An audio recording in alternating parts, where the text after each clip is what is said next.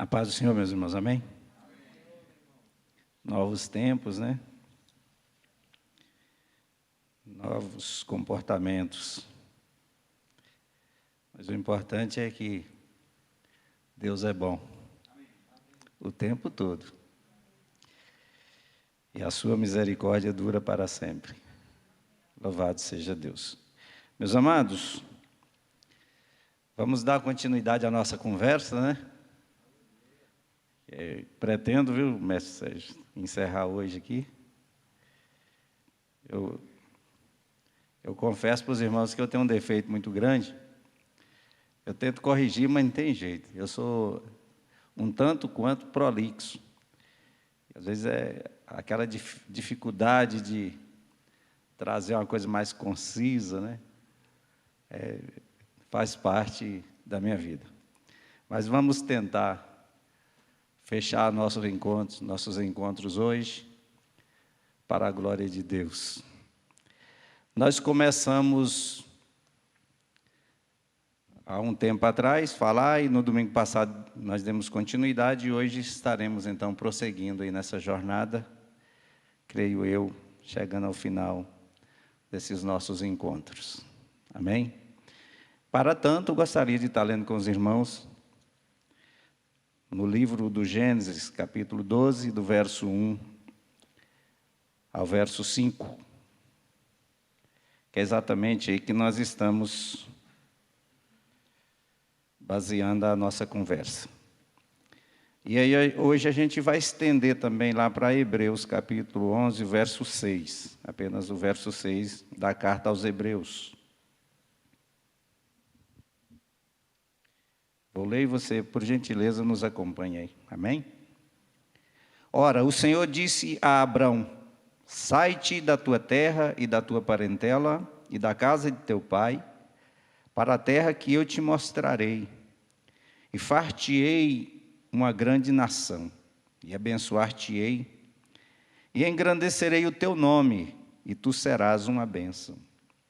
E abençoarei os que te abençoarem, e amaldiçoarei os que te amaldiçoarem, e em ti serão benditas todas as famílias da terra. Assim partiu Abrão, como o Senhor lhe tinha dito, e foi Ló com ele, e era Abrão da idade de 75 anos, quando saiu de Harã.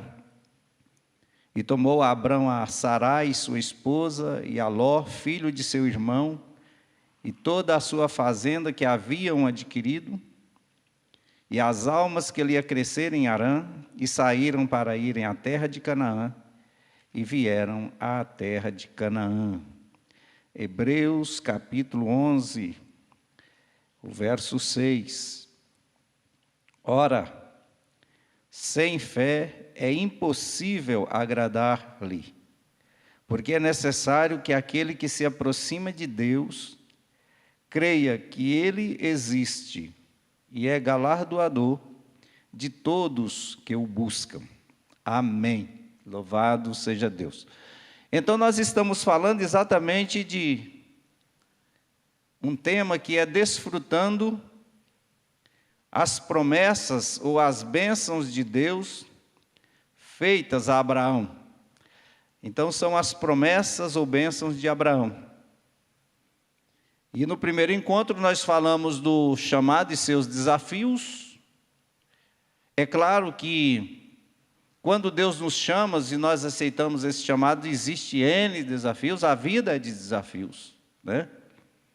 Mas nós falamos em 3 desafios principais, que é exatamente que quando Deus nos chama, e para atender o chamado de Deus, aí não tem como, é aquela questão sine qua non, é aquela questão condicional, não existe outra maneira, se você não entrar por esses 3 princípios. É que, na verdade, deles decorrem outros, né?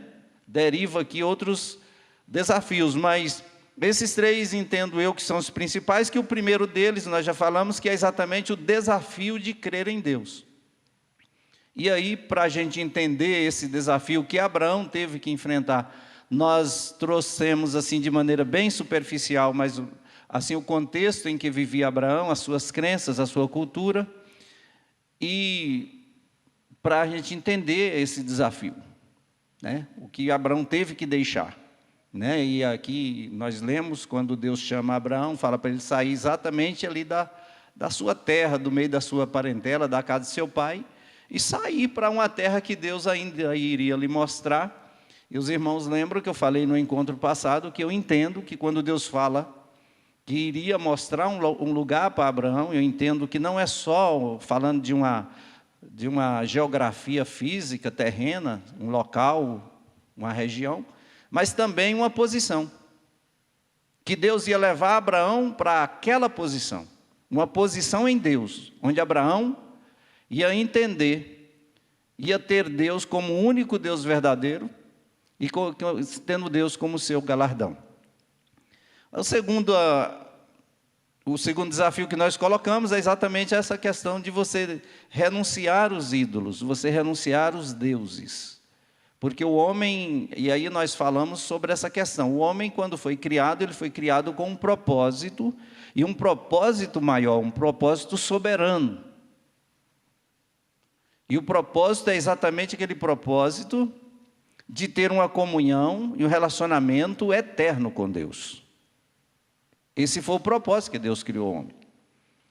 Quando Deus criou o homem, Deus não simplesmente, assim, Deus pensou, não estou fazendo nada, estou aqui de bobeira e eu vou criar o homem. Não foi assim. Já que eu estou aqui, né, nessa vida enfadonha, já criei todas as coisas, não estou fazendo mais nada, vou criar o homem. Não foi assim. Deus criou o homem, Deus planejou isso, Deus, quando Ele criou o ser humano, Ele planejou, Ele criou com um propósito, e o propósito é esse, de um relacionamento, de uma intimidade com Deus que outra criatura não teria, nunca teve e nunca terá. Um relacionamento com Deus Criador que nenhuma outra criatura teve o privilégio de ter. Tanto é que Deus cria todas as coisas, né, através da sua palavra, né, e aqui foi dito acerca de Cristo, que João fala que Jesus é a palavra de Deus. Que fala no princípio era o verbo ou a palavra, e a palavra estava com Deus, e a palavra era Deus. E diz que tudo quanto foi criado por Ele e por meio dEle. Então esse verbo de Deus, essa palavra dita de Deus, essa palavra rema de Deus, haja luz, haja isso, haja aquilo, as coisas eram criadas.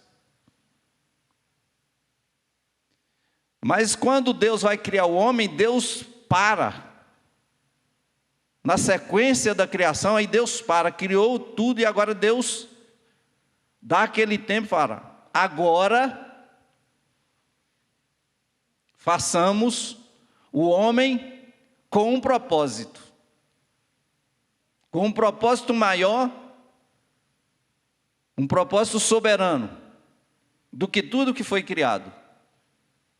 Agora façamos o homem à nossa imagem, conforme a nossa semelhança. E essa questão de ser imagem e semelhança de Deus é exatamente onde existe a capacidade. Existe a condição onde Deus capacita esse ser para se relacionar com Ele. E não teria como o homem se relacionar com Deus se ele não fosse criado à imagem e semelhança de Deus. E isso é interessante a gente entender quando a Bíblia fala de imagem e semelhança, né? A gente tem essa ideia de imagem e semelhança de você olhar para o ser físico, né, parecido. Mas na verdade está falando dessa capacidade.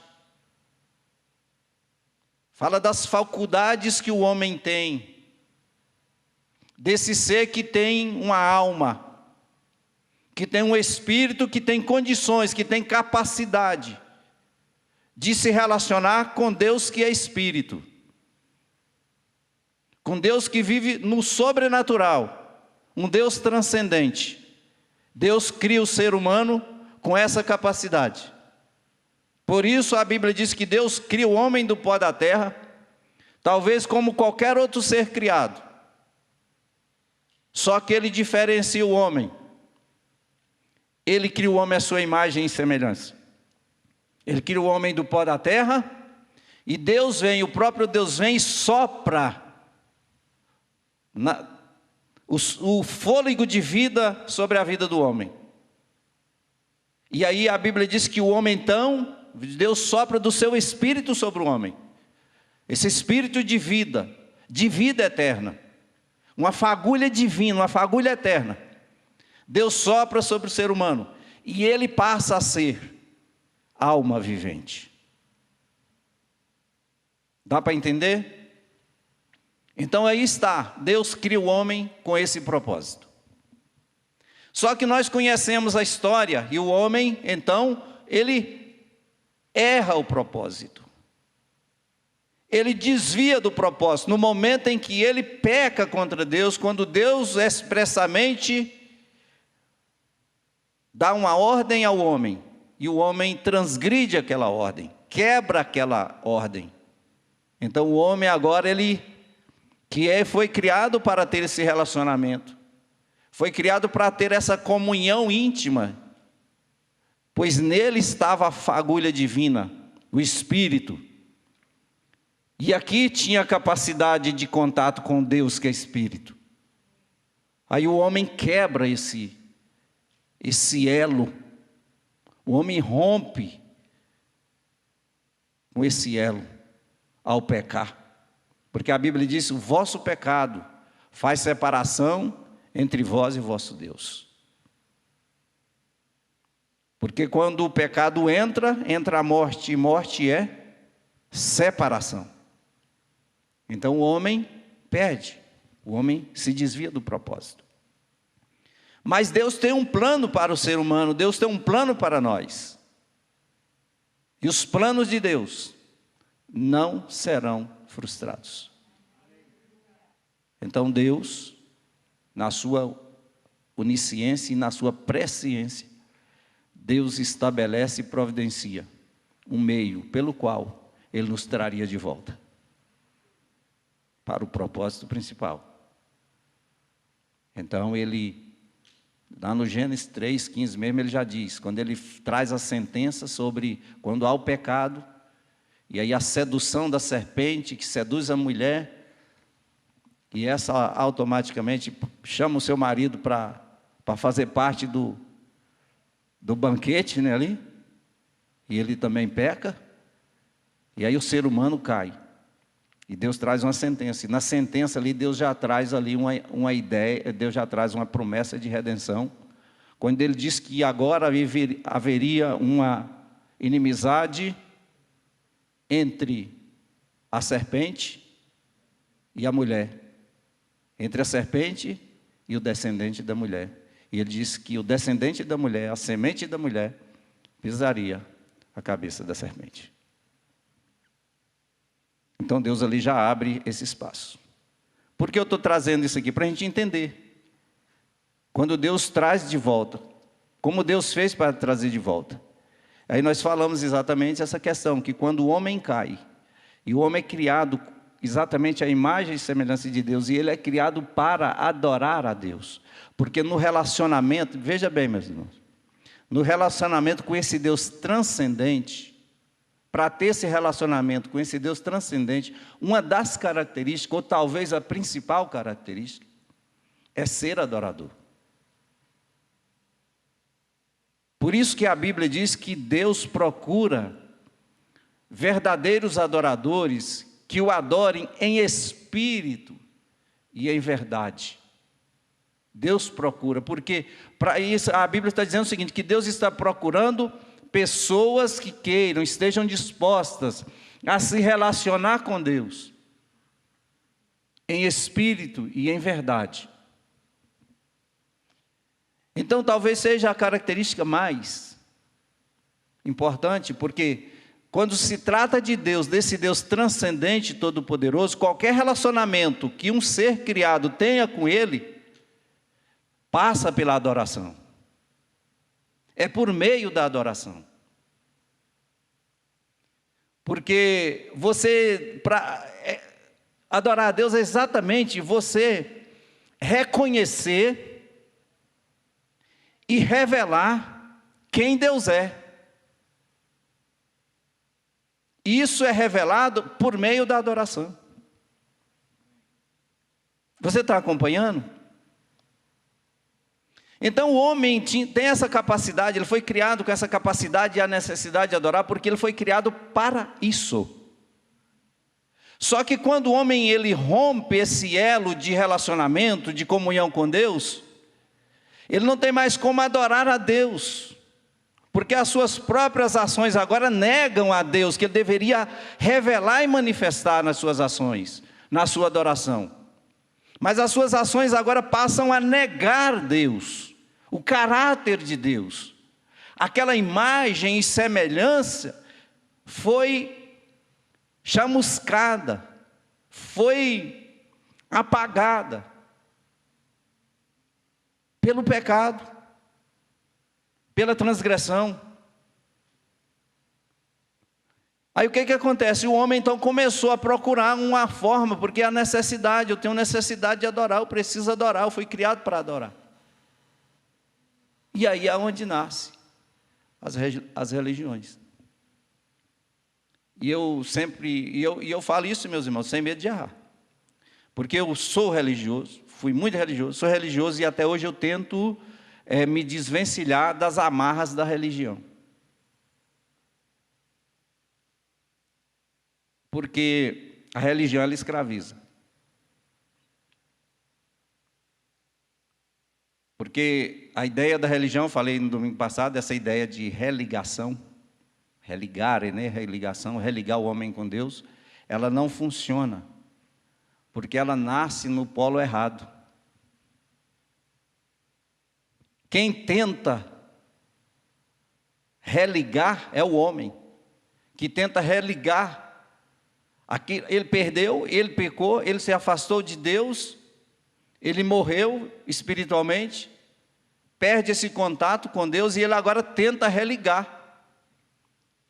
Só que não tem como, porque o que foi rompido, o pecado estava fazendo separação entre Deus e o homem. O homem pecador, cheio de pecado, ele não tem como religar com Deus, sem abandonar o pecado, sem se ver livre do pecado.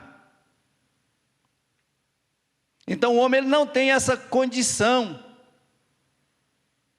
de se redimir do pecado. Então começou no polo errado, que foi aqui, o homem que começou com essa história de querer. E aí, como ele não tem contato com o Deus Todo-Poderoso, com o Criador, então ele começou a criar para si deuses, divindades, para adorar, por causa dessa necessidade de adoração. E eu sou capaz até de dizer que até o ateu adora alguma coisa. Nem que seja o seu ego ou a si mesmo, ele adora alguma coisa.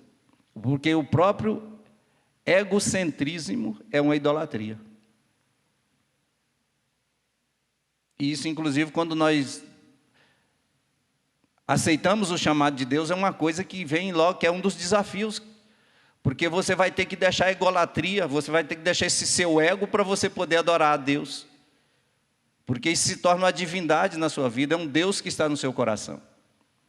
Então, crer em Deus, e crer em Deus é crer nesse Deus transcendente, todo-poderoso, mas ao mesmo tempo um Deus imanente, que a despeito dele ser um Deus todo-poderoso, que habita no alto e sublime trono, ele habita com contrito de coração. Um Deus que nem os céus ou os céus dos céus podem contê-lo, vem habitar dentro de você.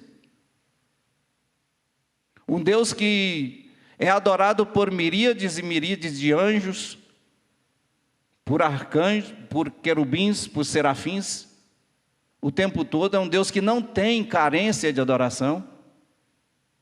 E Ele vem procurar verdadeiros adoradores entre nós. Não é porque Ele é carente de adoração, é porque Ele te criou para isso. É o propósito dEle para isso, e esse propósito não será frustrado. Você foi criado para adorar. E esse propósito não vai ser frustrado. Não será frustrado. É por isso que Deus vem, aí sim, aí começa a coisa pelo caminho certo. Porque aí Deus procura o homem, Ele vem até nós. Deus absoluto, autoexistente, autossuficiente. Ele agora vem até nós que estávamos perdidos, cegos por causa do pecado. e a Bíblia diz que nós estávamos no mundo sem Deus e sem salvação, Ele agora vem até nós para restabelecer o projeto maior, que é nos trazer para a verdadeira adoração e nesse relacionamento eterno com Ele. Então nós temos aí à frente esse desafio de crer em Deus como Deus é, esse Deus que, como Ele se revela para nós. Segundo desafio é renunciar aos deuses, e aqui eu dei uma pincelada sobre o que é deuses, o que é ídolos na sua vida, e cheguei a falar que qualquer coisa, e absolutamente qualquer coisa que concorrer com Deus no nosso coração, no seu coração, no coração do ser humano, é um ídolo e tem que sair do trono. Isso aí envolve coisas e pessoas, ou até algum ser místico que concorra com Deus no seu coração, é um ídolo, é um Deus, e você vai ter que renunciar. Amém? Inclusive, Mamon, o Deus das riquezas, do materialismo, das coisas, que as pessoas são apegadas. E aí eu falei que às vezes nós temos dificuldade de ter uma vida abundante em Deus por isso, porque somos tão presos às coisas às vezes, as coisas estão concorrendo com Deus em nosso coração, não tem tanto espaço para Deus, porque o nosso coração é cheio de tantos altares, para tantas coisas, tem pessoas assentadas nesses altares, tem coisas assentadas nesses altares, tem deuses místicos, divindades, santos diversos, assentados nesses altares. Só que isso tem que ser rompido, tem que ser renunciado, tem que renunciar a esses deuses. Quando nós recebemos o chamado, nós precisamos fazer isso. Sem fazer isso, não tem como ter relacionamento com o Pai. E é por isso que ele disse, eu procuro verdadeiros adoradores. Por quê? Porque existem falsos adoradores. São adoradores que estão com o coração cheio de ídolos. Às vezes adorando a si próprio, é um ególatra. E isso tem que ser mudado. Não existe possibilidade nenhuma. E Deus é exclusivista. Eu disse, Deus é exclusivista. No tocante a ser Deus, Ele é exclusivista. Porque Ele é o único Deus verdadeiro. Se você crê em mais de um Deus, você já está na idolatria. Você já está no politeísmo. E aí a gente tem esse desafio, renunciar aos deuses, os ídolos. E o terceiro desafio, e aí talvez entre até a questão aqui do ateu, como eu disse, né? Renunciar a si mesmo. Crer em Deus como Deus é. Renunciar aos ídolos, e de repente você tem que renunciar a si mesmo. O que significa isso? É você abandonar a sua vontade para fazer a vontade de Deus. É você abandonar a sua vida para viver a vida de Deus. É aquilo que Jesus falou, aquele que quiser ganhar a vida vai ter que perder a sua vida. Porque Ele falou, aquele que perder a sua vida por amor de mim, achá-la-á. É uma troca que Ele propõe para nós. Você deixa essa sua vida para viver a minha vida. Você deixa a vida bios para viver a vida zoe, que é a vida de Deus. E essa vida bios que você vive, essa vida que você vive na carne, na natureza terrena e biológica, você vive na fé do Filho de Deus. É o que Paulo fala, não vivo mais eu, mas Cristo vive em mim. E essa vida que eu vivo na carne, eu a vivo na fé do Filho de Deus. E aí Deus disse, o meu justo viverá da fé. Se ele se recuar, minha alma não tem prazer nele. Por quê? Para você ter comunhão com Deus, para você ter esse contato com Deus, para você viver essa vida de relacionamento, de adoração ao Senhor, você precisa crer nele. Ter fé em Deus. E aí, onde nós lemos em Hebreus, que sem fé é impossível agradar a Deus. É necessário que todo aquele que se aproxima de Deus crê que Ele existe, esse Deus autoexistente, todo-poderoso, absoluto, único Deus, transcendente, mas que no mesmo tempo Ele é galardoador, Ele é um Deus imanente, que se manifesta aqui, Deus conosco, vem até nós para nos buscar, habita em nós. E Ele é capaz de fazer infinitamente mais até do que pensamos. Então nós falamos sobre essa questão do chamado e o seu desafio. Você é chamado. Jesus disse: vinde a mim, todos vós que estáis cansados e sobrecarregados, e eu vos aliviarei. Tomai sobre vós o meu jugo e aprendei de mim. Segui-lo, relacionar com Ele, aprender dele, que sou manso e humilde de coração. E aí na humildade está exatamente nessa renúncia de você mesmo. Não tem como você ser humilde sem se renunciar a si mesmo, sem negar a si mesmo. E aí Jesus nos chama e tem esses desafios para nós. No segundo momento, que foi no encontro passado, nós falamos que Ele nos chama e nos abençoa. Foi o que Ele fez com Abraão. Sai da sua terra, Abraão, da sua parentela. Vai para um local, vai para uma posição, você vai andar comigo, você vai entender que só eu sou Deus na sua vida, eu sou o seu galardão, o seu grande galardão, e eu vou te abençoar e você será uma bênção. E em ti, Abraão, na sua descendência, na sua semente, serão benditas todas as famílias da terra. Então Deus nos chama e nos abençoa, só que Ele nos abençoa para abençoar. Você será uma bênção. Eu vou te abençoar. Eu vou te engrandecer. Vou fazer de você uma grande nação. Vou mudar até o seu nome. Você chama Abrão, que é pai exaltado, e vou transformar você em Abraão, que é pai de multidões. Mas vou fazer tudo isso na sua vida, para você ser uma bênção. Você vai ser abençoado para abençoar. E aqui, o egoísmo é tirado do trono.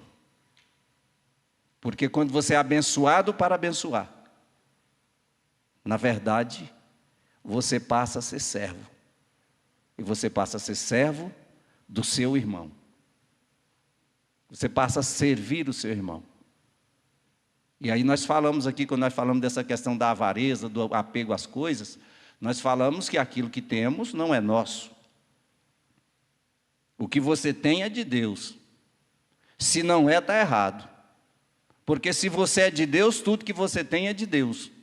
Do Senhor é a terra e a sua plenitude. O mundo é aqueles que nele habitam. Do Senhor é o ouro e a prata. E a Bíblia diz que nós somos dispenseiros de Deus.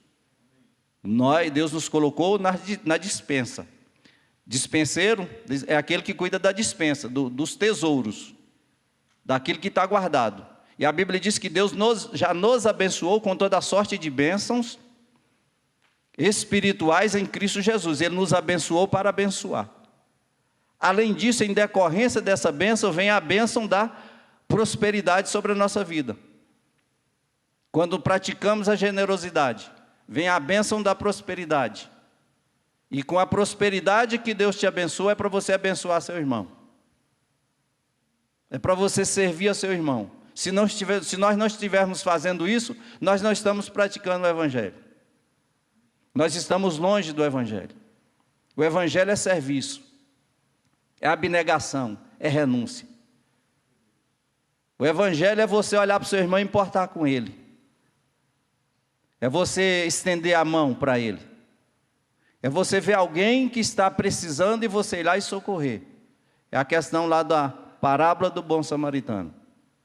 Às vezes você parar o seu tempo, deixar o seu a fazer. Nós não fazemos isso, porque nós pensamos muito em nós, somos egoístas, não é verdade? Por isso que eu falo, irmãos, às vezes o Evangelho ele é pesado, porque o Evangelho ele vem exatamente contra essa nossa natureza caída. Sem Deus. E Jesus disse: aprendei de mim. Quando a gente entra na jornada para aprender com Cristo, e aí a Bíblia diz que nós que cremos nele, temos que andar, devemos andar, como ele andou e como Jesus andou. Jesus não viveu para si mesmo, ele viveu para as pessoas. Ele a si mesmo se deu por nós. Ele se entregou, ele mesmo falou: olha, ninguém tira a minha vida. Eu a dou, eu a entrego, é eu quem dou a minha vida, eu estou dando a minha vida por vocês. Então como Jesus andou? Distribuindo vida, distribuindo cura, libertando, dando palavra de ânimo, palavra de exortação, palavra de esperança, se importando, estendendo a mão. Isso é evangelho. Boas novas é isso. É receber de Deus aquilo que Ele trouxe para nós, as boas notícias, e vivermos essas boas notícias. Então nós fomos abençoados para abençoar. Você recebe de Deus para dar. E Paulo, ele fala uma coisa fantástica lá na sua segunda carta aos Coríntios, capítulo, se não me falha a memória, capítulo 9. Ele começa a falar, inclusive, daquelas ofertas que foram recolhidas para ajudar os necessitados de outra igreja. E Paulo fala que aquilo ali são sementes, que são semeadas. E ele fala o seguinte: aquele que é poderoso, Deus que é poderoso, ele falou o seguinte: aquele que dá semente ao que semeia é poderoso para multiplicar a vossa sementeira. E eu acho interessante que a Bíblia não usa aqui, para multiplicar o que está na despensa, não. Para multiplicar o depósito, não fala isso, fala a sementeira, que fala que é dali que vai ser semente para semear mais.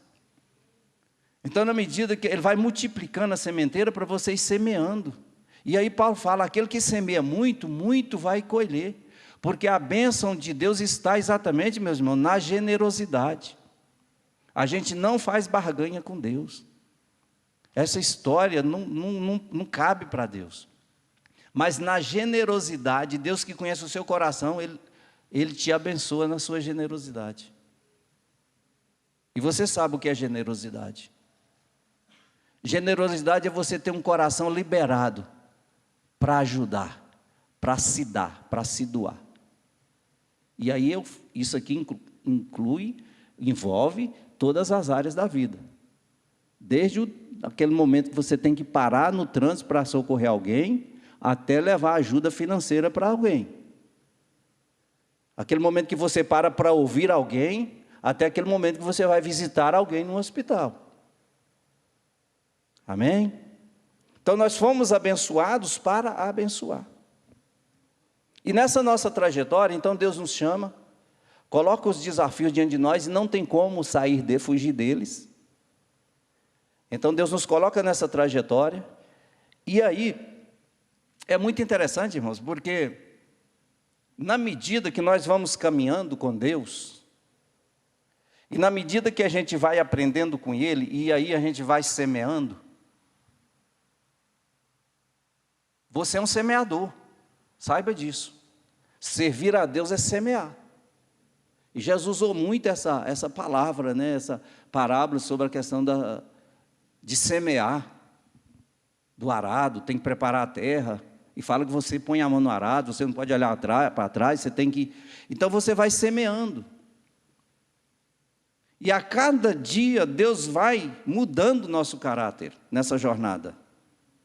Ele vai nos abençoando a cada dia para a gente ajudar os nossos irmãos nessa jornada. Ele vai nos abençoando, nos acrescentando a cada dia para a gente distribuir. E é interessante que o Salmo 123, meus amados, ele retrata bem essa nossa jornada cristã.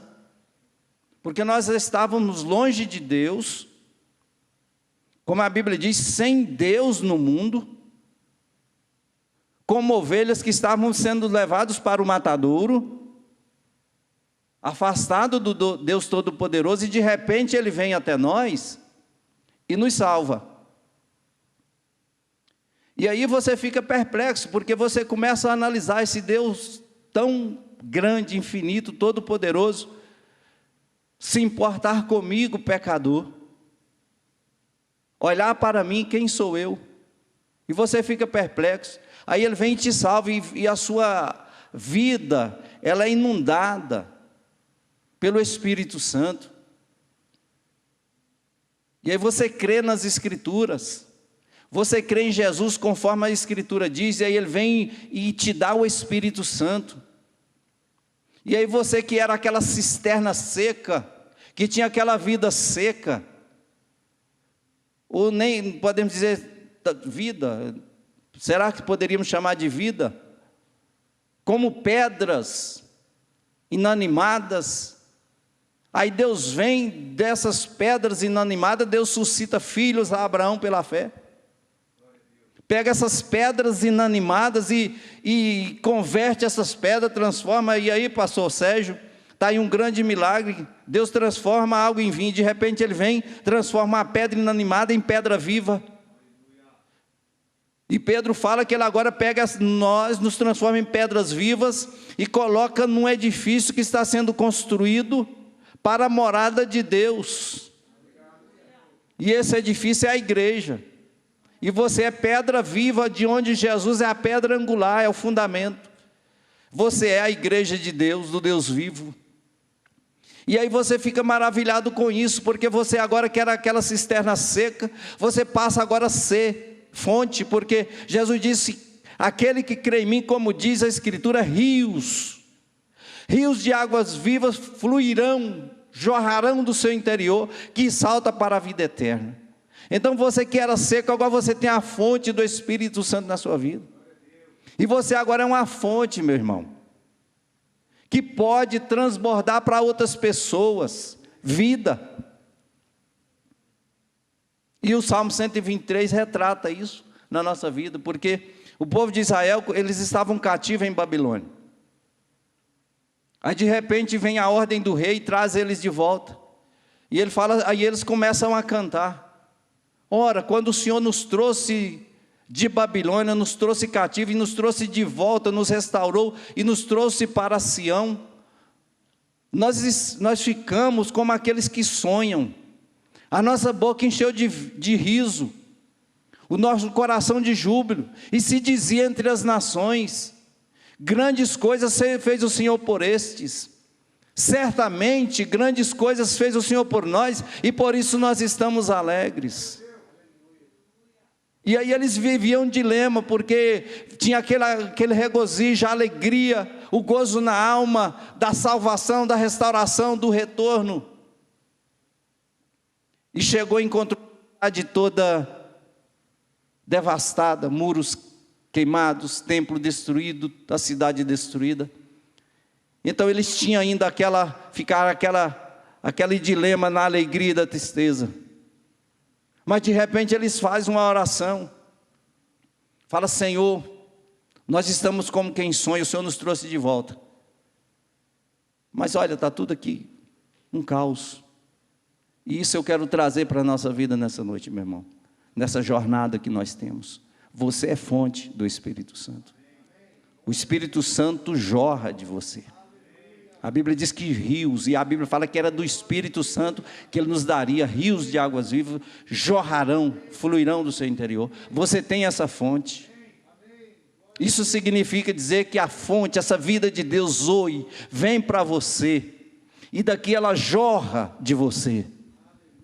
Você tem.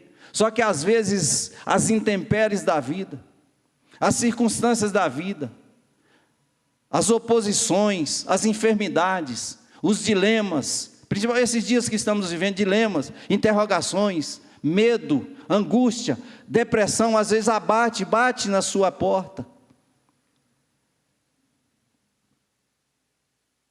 E aí você olha que contraste, eu aqui jubilando, a alegria da salvação fervilhando, mas no mesmo instante bate esse pesar por causa do medo, da angústia.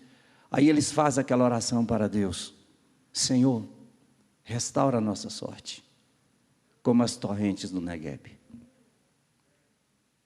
O Negueb era um deserto em Israel que fica ao sul de Judá, ao sul de Israel.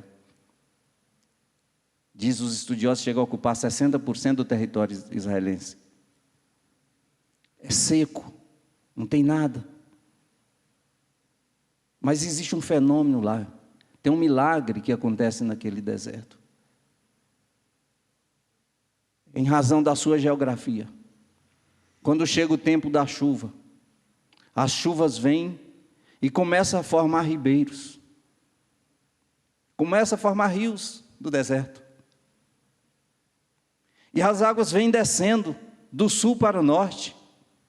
E aquilo que era seco, muitas vezes se transforma em jardins, flores, brotam. Fica bonito, traz vida.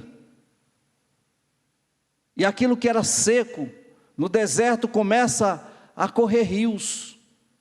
Talvez nessa sua jornada, nessa caminhada, você se sente às vezes como um deserto. Você se sente como se você estivesse lá atrás, como uma cisterna rota. Aí é a hora de você falar: Senhor, eu sou fonte.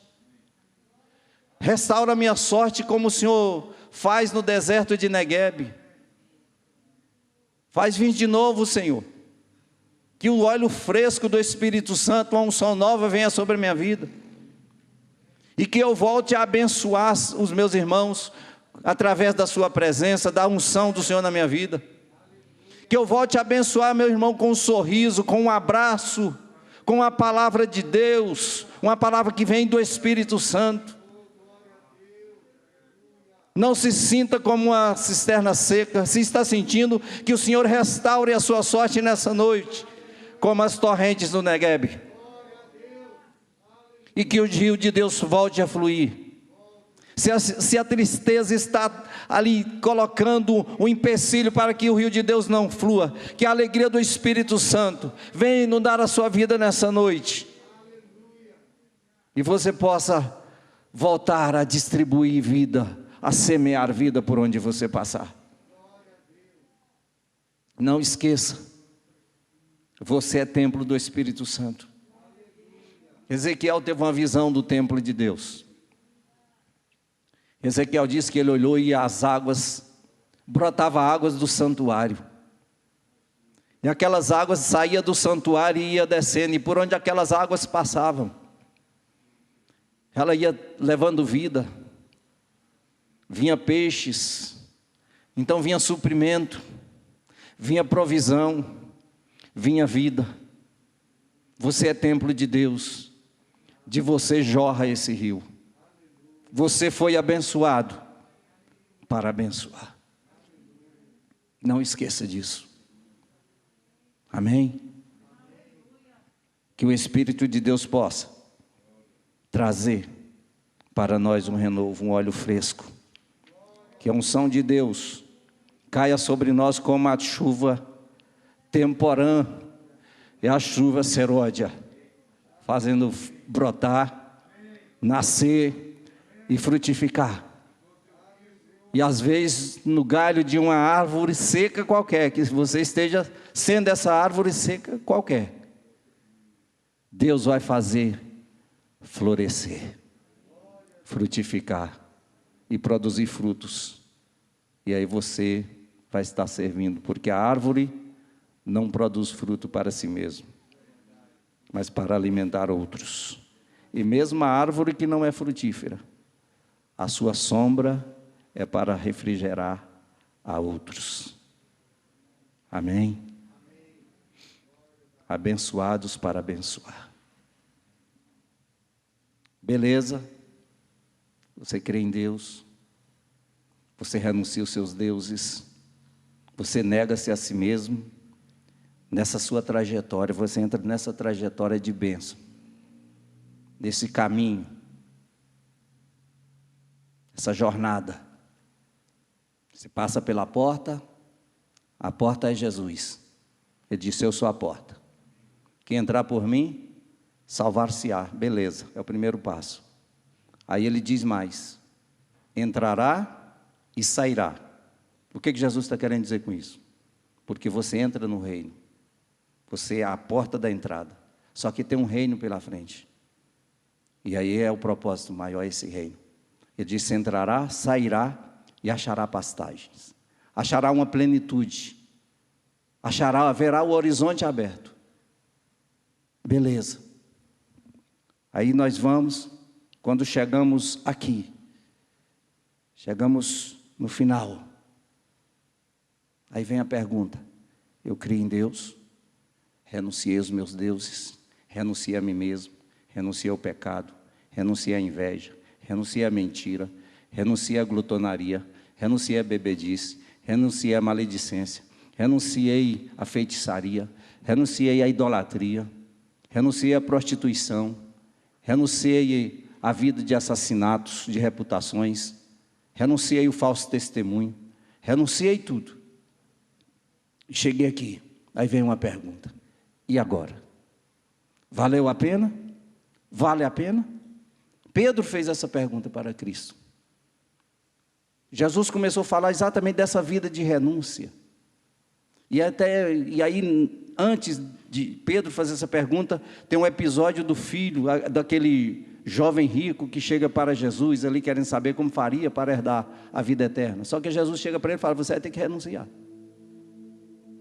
Você vai ter que tirar um Deus que está no seu coração. O que eu tenho que fazer? Cumpre os mandamentos. Só que ele esqueceu que lá tem um mandamento que diz o seguinte: não terás outros deuses diante de mim. Não farás para ti imagem de escultura. Não te encurvarás a elas, nem as servirás, porque eu sou o Senhor seu Deus. Sou Deus zeloso, que visita a maldade dos pais sobre os filhos até a 3ª e a 4ª geração daqueles que me aborrecem. Mas eu faço misericórdia até 1000 gerações daqueles que me amam. Aquele jovem esqueceu disso. Ele falou: Senhor, eu tenho feito tudo isso desde a minha meninice, eu tenho obedecido os mandamentos. Jesus falou: falta uma coisa, ainda tem um Deus no seu coração. Vai, renuncia a Mamon, tira Mamon do trono, tira as riquezas do seu coração, vende tudo o que você tem, distribui para os pobres, serve as pessoas, vem e segue-me, e você terá um tesouro no céu. Beleza. Jesus começa a falar sobre isso. E ele começa a falar como seria, como essa vivência, esse caminho que nós devemos trilhar, renunciando a Mamon. E ele falou: você vai ter que servir, e você vai ter que manifestar Deus. Deus te criou, Deus nos criou imagem e semelhança. E como imagem e semelhança nós refletimos Deus, nós glorificamos Deus.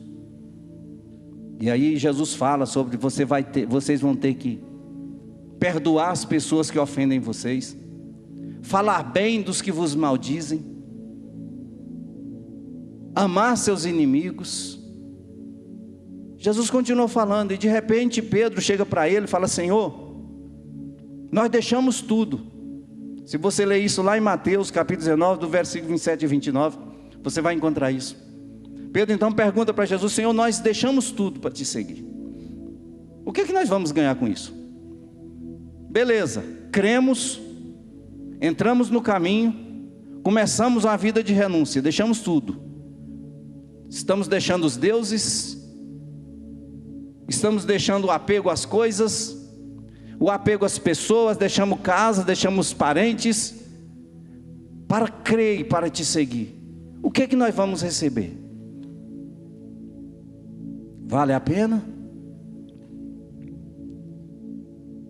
Glória a Deus. Glória a Deus. Louvado seja o nome do Senhor. Eu avisei para os irmãos que eu sou prolixo. E eu vou encerrar por aqui. Vou pedir perdão ao meu pastor. E vou pedir mais uma chance para eu concluir essa palavra na oportunidade que Ele quiser que eu conclua. Amém? Porque na verdade agora que eu iria entrar na palavra de hoje.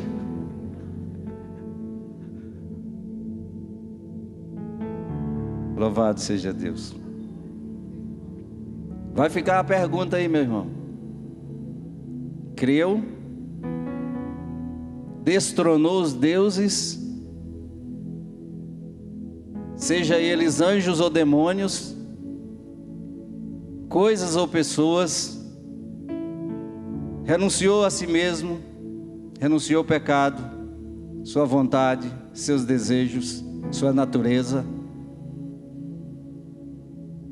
e chega ao final. Quando o escritor aos Eclesiastes diz que quando o vaso de prata for quebrado,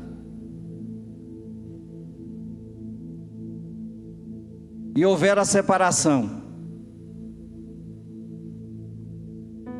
e que o Espírito volte para Deus que o deu,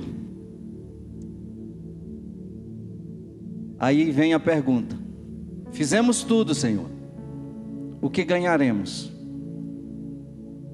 Valeu a pena? Vai ficar então essa pergunta, que vamos tentar aqui, e pedir graça e misericórdia ao Espírito Santo, para que nós venhamos receber a resposta dele mesmo, através da sua palavra, no nosso próximo encontro. E que Deus em Cristo nos abençoe, nos guarde e nos fortaleça, em nome de Jesus. Amém.